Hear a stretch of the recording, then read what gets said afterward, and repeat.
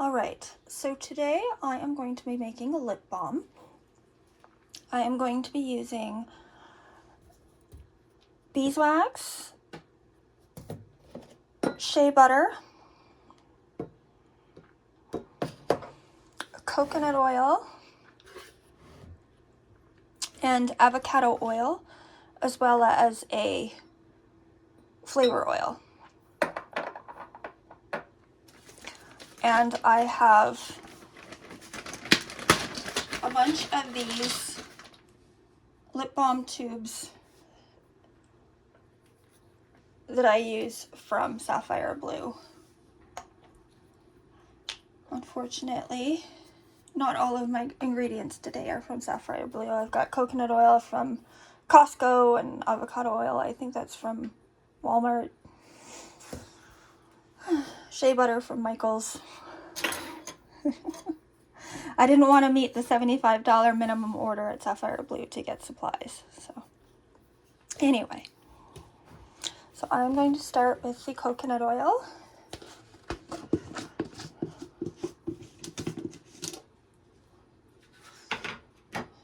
It's actually almost solid today. Well, I wouldn't say it was solid, but it's not as runny as it usually is in my apartment. So you're going to want 2 tablespoons of the coconut oil. 1 and 2.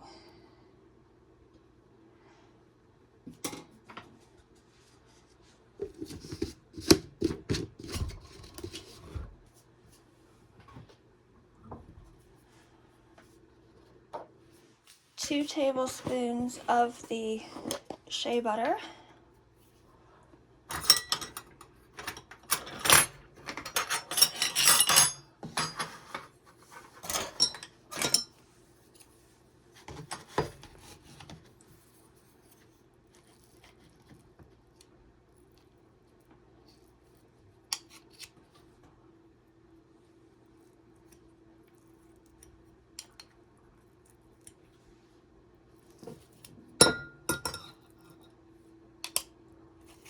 Going to melt in the microwave, so it doesn't really matter if it's on the side. 1.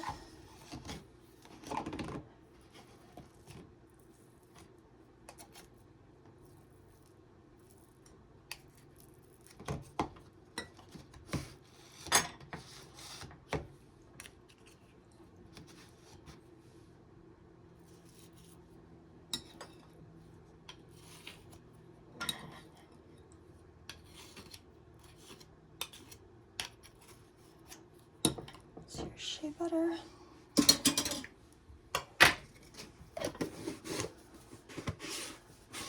going to want 2 tablespoons of your beeswax.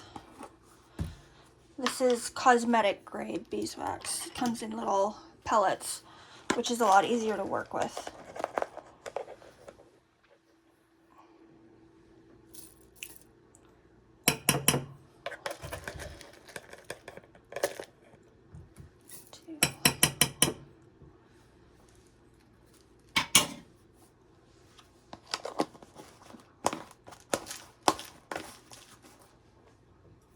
And I just put everything in front of the microwave again because my kitchen is so small. Now you're just going to want a 1/4 teaspoon of the avocado. You can use a different oil, you can use olive oil, you can use grapeseed oil. I'm using the avocado because I think it's more nourishing. I have a lot of issues with dry lips, so.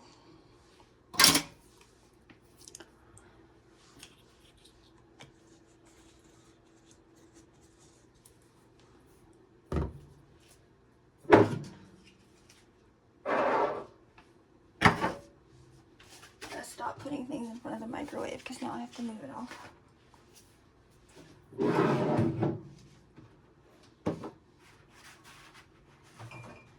Alright, so I'm going to put this in the microwave for 30 seconds.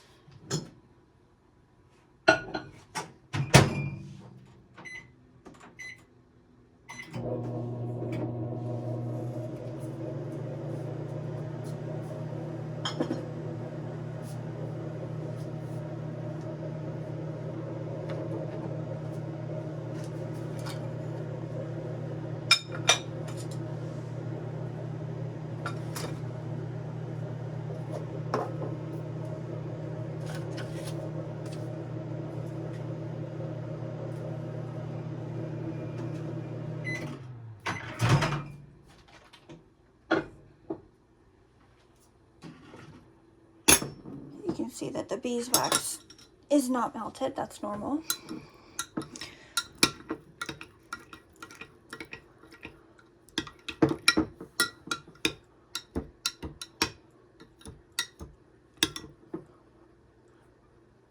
I'll put this in for another 30 seconds.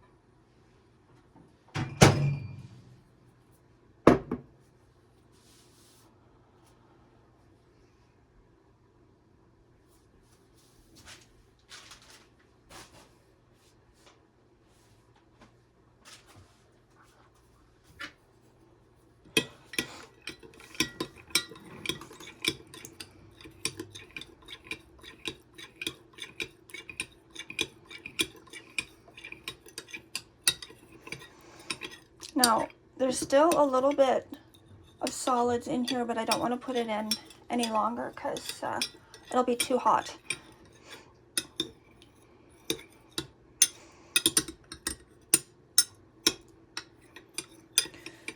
If you stir it, it will dissolve. Here we go. Now I'm going to add vitamin E. I should probably measure it, but I'm not going to. I'll put in about a teaspoon or maybe half a teaspoon. The vitamin E, aside from being very good for your lips, obviously it's good for your skin, but it also prevents the oils from going rancid, so it'll help your products last longer. I only do this with oil products that don't have any water in them. With products that have water in them, you want to use a preservative. There we go. Now, I've had a ridiculous time trying to figure out how much flavoring to put in this recipe because the shea butter tastes quite strong, and I've been using flavor oils that I've gotten from the stores that I order from, and I can't get it to taste right. Like I still taste the shea butter. So I got these from Michael's. They're supposed to be super concentrated, so we'll see. I'm just gonna dump the whole thing in. It's only 1 gram, which is like 3.7 milliliters, so it's not that much, not even a teaspoon. And we'll see how concentrated they are and see if it actually works, so that I don't taste the shea butter. But, and yes, that's cotton candy flavor. There we go. Now it's solidified just a little bit when I poured it in, so we want to stir it to make sure it's dissolved.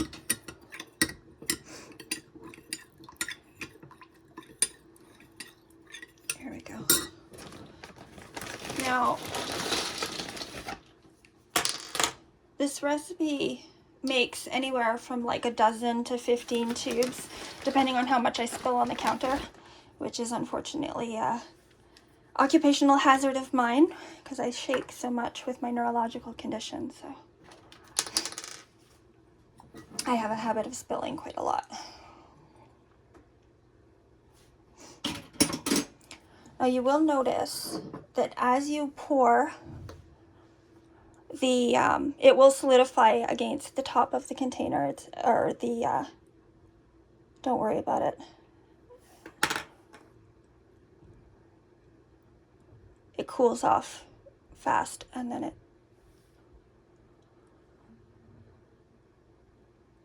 whoops, that one got overflown. Yeah. Obviously, fine motor skills are not my strong suit, which is kind of funny considering everything that I do.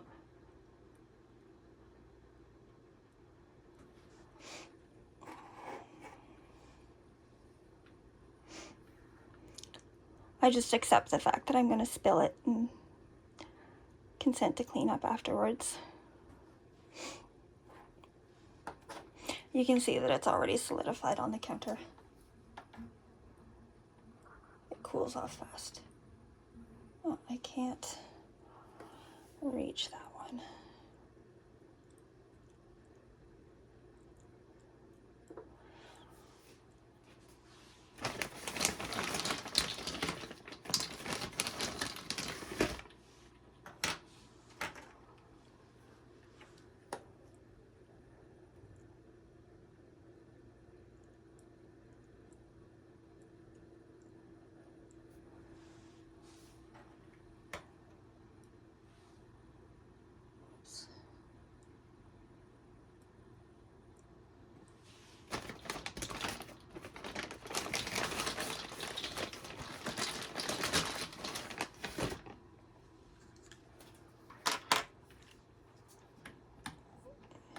And then they run away.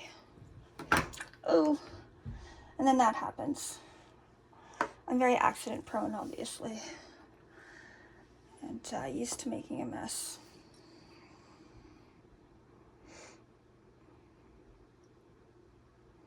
That time I missed completely.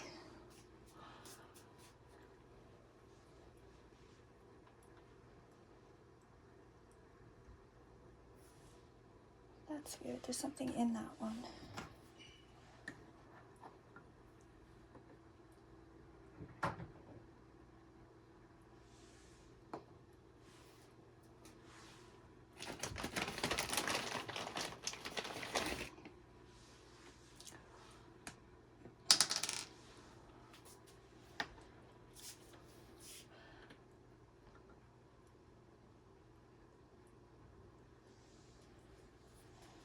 I think I have enough for one more.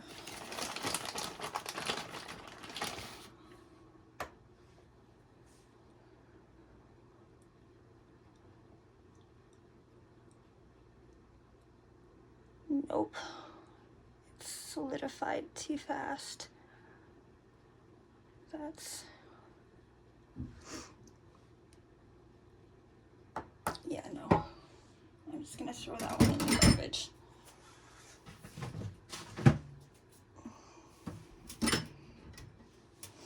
Now you can see it solidifies quite quickly in the lip balm tubes. So basically now I just wait until I think it's solidified enough, and you can use paper towel or baby wipes to clean up. I use both. I typically start with paper towel and then move on to the baby wipes.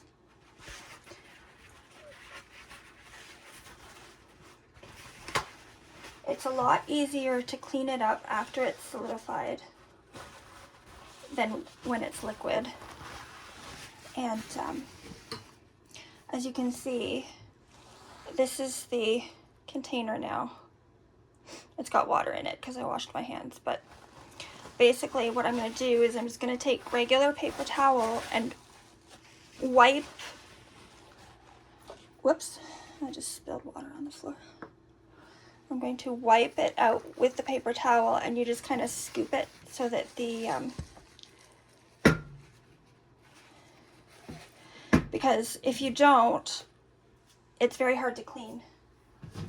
It's a lot easier just to take as much of the residue out with paper towel before you try and wash it. And then when you wash it, you're still going to need to wash it twice to get everything out of it. I typically just wash it and then empty the sink, clean the sink, and then wash it again, and then it's good, because it does make quite a big mess. Container. Now again, you can have a choice. You can put the lid on and then clean it, or clean it and then put the lid on. But if there's some